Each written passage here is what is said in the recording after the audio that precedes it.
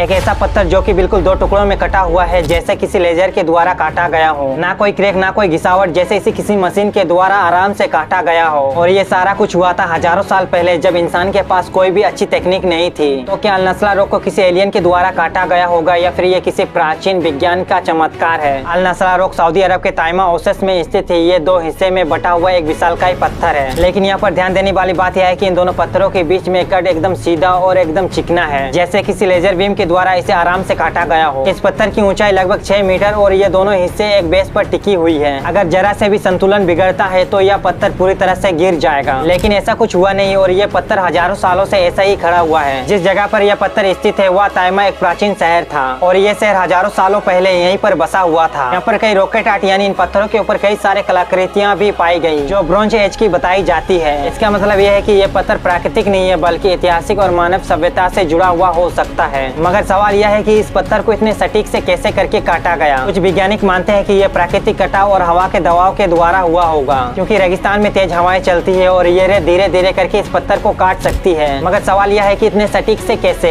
एक थ्योरी कहती है कि इन दोनों पत्थरों के बीच में एक फ्लोट लाइन थी जो समय के साथ टूट गई, लेकिन फिर भी इतनी क्लीन कट कैसे। लेकिन कुछ लोग कहते हैं कि प्राचीन सभ्यताओं के पास कुछ ऐसी तकनीक थी जो कि आज के समय में हम भूल चुके हैं। एंशिएंट एस्ट्रोनॉट थ्योरीज का मानना यह है कि यह काम किसी एडवांस नॉन ह्यूमन सिविलाइजेशन का हो सकता है, लेकिन अभी तक इसका कोई पक्का वैज्ञानिक सबूत अभी तक नहीं मिला है और न ही यह साबित हुआ है कि यह कटाव नेचुरल है या फिर इसे किसी इंसानों के द्वारा बनाया होगा। लेकिन इसकी बनावट और स्थिति को देखकर आज भी लोग चौंक जाते हैं। ऐसे रहस्यों को देखकर हमें सोचने पर बार बार मजबूर कर देता है कि क्या वाकई हम इतिहास को अच्छे से समझ पाए हैं। क्या इसमें कोई वाकई अनजानी शक्ति या पुरानी सभ्यताएं या फिर एलियन टेक्नोलॉजी का हाथ हो सकता है। खैर, यहाँ पर आपको क्या लगता है हमें कमेंट में जरूर बताएं और साथ ही हमारे चैनल को सब्सक्राइब कर दें।